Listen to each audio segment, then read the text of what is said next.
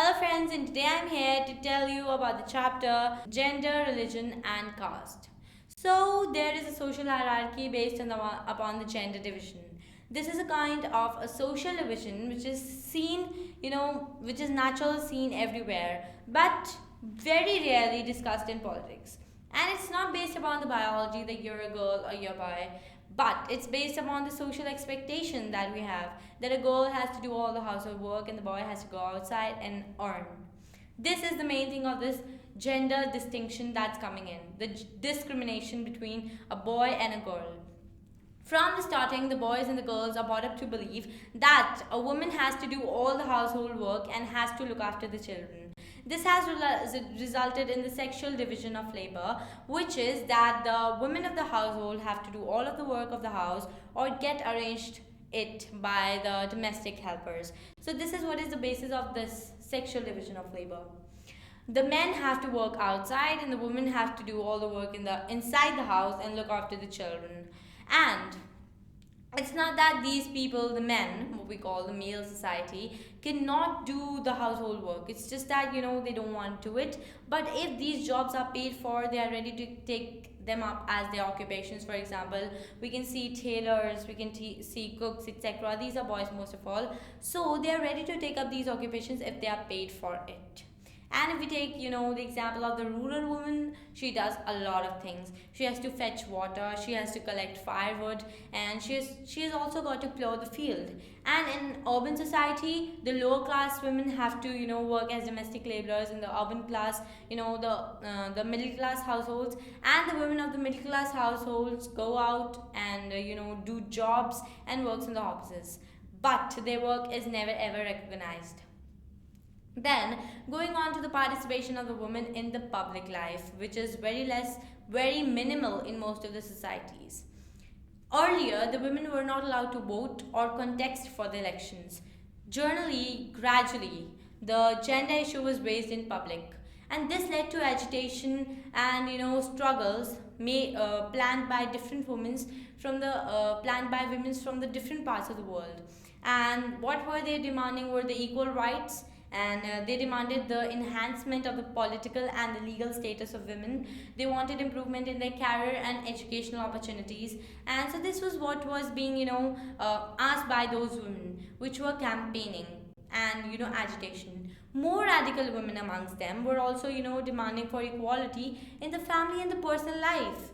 And this is what is feminist movement.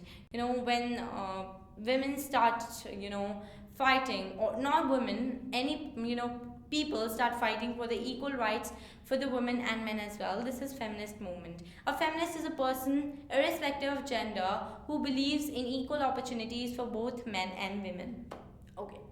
So gradually, by the political expression of the gender division and the mobilization, the participation of women in the public life increased. Today you can see the women working as scientists, engineers, and astronauts, and lawyers, and whatnot. You can take the example of the Scandinavian countries, which are Norway, Finland, and Sweden. The participation of women in such countries in the public life is really very high. But let's talk about our country, India.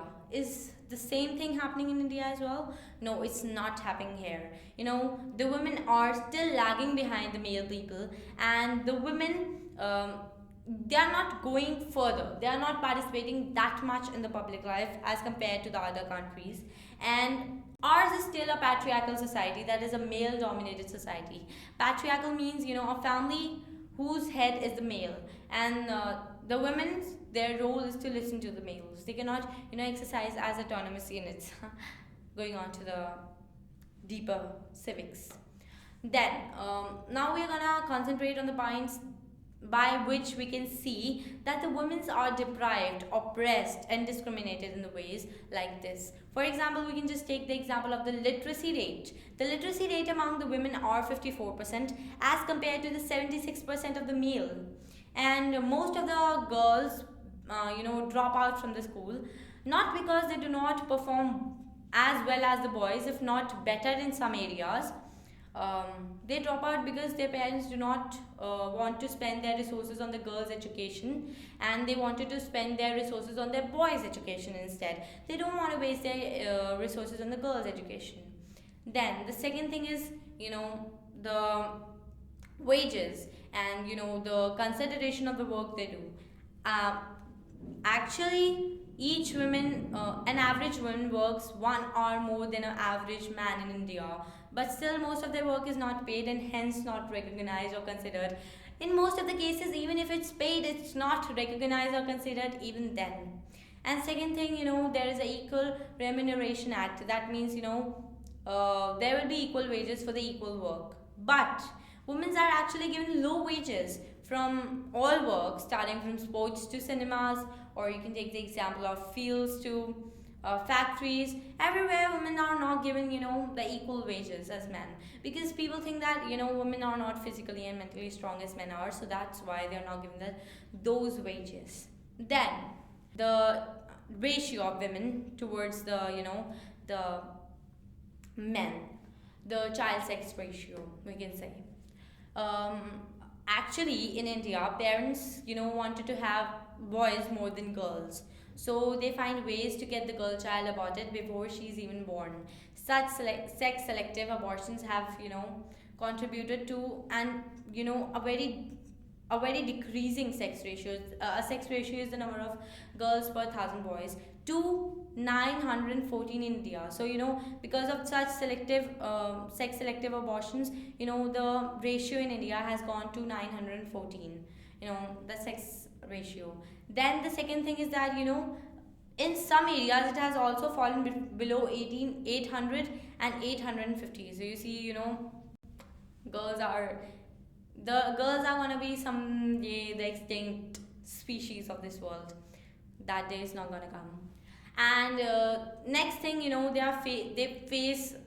there are reports of women facing exploit. They are exploited, they are harassed, and they are violated. So a lot of reports such are coming. Urban regions in particular have become unsafe for women. Women are not safe even inside their own home from beating and harassment, and from other forms of domestic violence. So a lot of going on.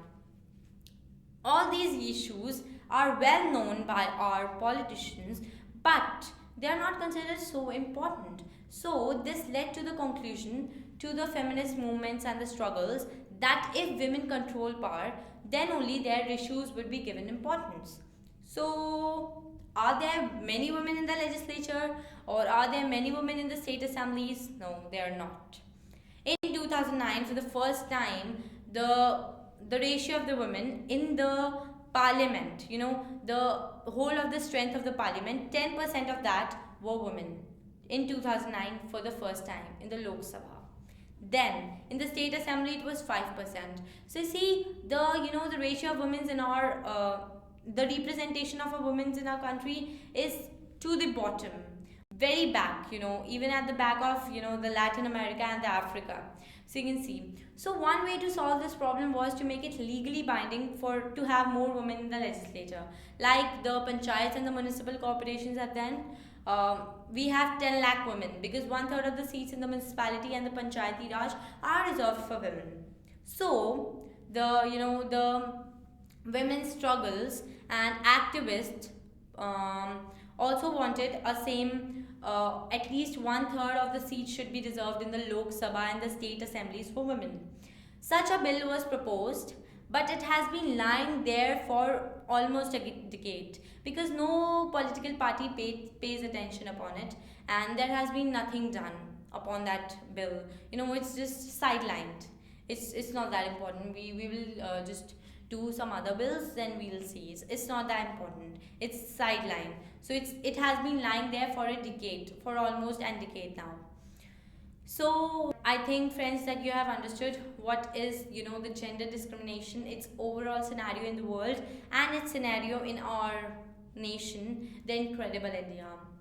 And if you want to know more about this chapter, gender, religion, and caste, you've got to see my other videos as well. Thank you.